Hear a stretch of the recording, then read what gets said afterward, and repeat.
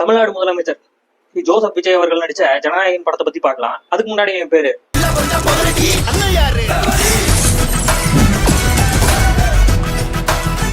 தளபதி வெற்றி குண்டான் விஜய்.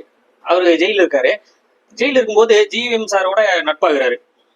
ஜிவிஎம் சாருக்கு ஒரே ஒரு பொண்ணு. அந்த பொண்ணை வந்து ஆர்மியில பெரிய ஆபீசர் ஆகணும் அப்படின்னு ஆசைப்படுறாரு.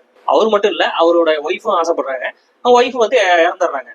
சரி, ஒய்ஃபோட ஆசையை வந்து நம்ம நிறைவேற்றி வைக்கலாம் அப்படின்னு சொல்லிட்டு பொண்ணை வந்து ஆர்மி ஆபீசர் ஆகணும்னு ஒரு அந்த எய்ம்லயே இருக்கிறாரு. இடையில ஒரு விபத்துல இறந்துடுறாரு. இறந்ததுக்கு அப்புறம் ஜிவிஎம் சாரோட குழந்தைய நம்ம விஜய் வந்து தத்தெடுத்து வளர்க்குறாரு. அந்த குழந்தையோட ஆசையை நிறைவேற்றினாரா இல்லையா அப்படிங்கிறது மீதி கதை. பொண்ணுங்களுக்கு பயம் இருக்க கூடாது சார். விஜய புலி புலி மாதிரி வளர்க்கும்.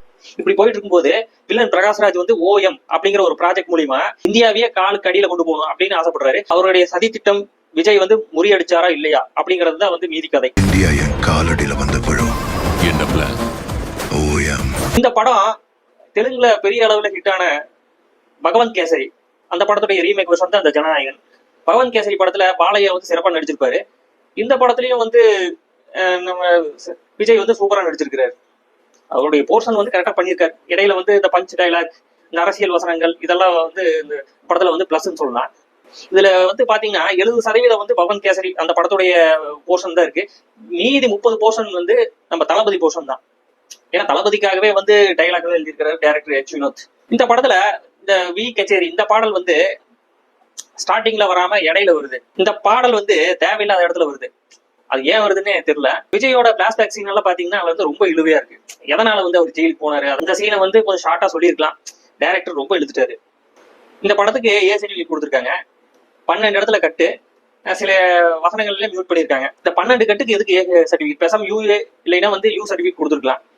A சர்டிஃபிகேட் கொடுக்கறதா இருந்தா சில சீன்ஸ் எல்லாம் வந்து கட் பண்ண வேண்டிய அவசியமே இருக்காது, அப்படியே விட்டுருக்கலாம். டைலாக் கூட மியூட் பண்ண வேண்டிய அவசியமே இல்லை. இவ்வளவும் பண்ணி படத்துக்கு A சர்டிஃபிகேட் கொடுத்துருக்காங்க. எதுக்கு? ஃபேமிலி ஆடியன்ஸ் எல்லாம் வரவிடாம பண்றதுக்கு. இந்த படம் பொங்கலுக்கு ரிலீஸ் ஆக வேண்டியது. சில தீய சக்திகளோட சதியினால சென்சார் பிரச்சனை, இந்த அரசியல் வசனம் அது இதுன்னு சொல்லி படத்தை வந்து முடக்கி வச்சுட்டாங்க. இடையில இந்த படத்தை லீக் பண்ணவும் வச்சாங்க. லீக் பண்ணி நிறைய பேர் இந்த படத்தை பார்த்துட்டாங்க. அப்படி பார்த்ததுக்கு அப்புறமும் இன்னைக்கு இந்த படம் ரிலீஸ் ஆகி இவ்வளவு பேர் வந்து விரும்பி பாக்குறாங்க அப்படின்னா வந்து ஒன்லி ஒன் தளபதி விஜய்க்காக தான். இப்போ சீஃப் மினிஸ்டர் ஆயிட்டாரு. டைட்டில் கார்டுலயே வந்து மாண்புமிகு தமிழ்நாடு முதலமைச்சர் ஸ்ரீ ஜோசப் விஜய் அப்படின்னு டைட்டில் கார்டு வருது. படத்துல கிளைமேக்ஸ் சீன் வந்து சேஞ்ச் பண்ணியிருக்காங்க அப்படின்னு சொன்னாங்க. ஆனா கிளைமேக்ஸ்ல வந்து அந்த டைட்டில் ஓடும்போது அந்த 30 வருஷத்துக்கு முன்னாடி இருந்து இப்போ வரைக்கும் நடிச்ச படத்தோட கிளிப்பிங்ஸ், அந்த ஸ்டேஜ்ல பேசுறது எல்லாத்தையும் வந்து ஆட் பண்ணியிருக்காங்க. இதை பார்த்துட்டு நம்ம தளபதி ஃபேன்ஸ் எல்லாம் வந்து அழுதுட்டே போறாங்க. ஏன்னா இதுக்கு மேல நம்ம தளபதி வந்து திரையில பார்க்க முடியாது. அந்த ஒரு ஏக்கம், அந்த சோகத்தினால அழுதுட்டே போறாங்க. இந்த படம் தளபதி ஃபேன்ஸுக்கு ரொம்ப ரொம்ப பிடிக்கும். படம் எப்படிங்கிறத நீங்க கமெண்ட்ல சொல்லுங்க.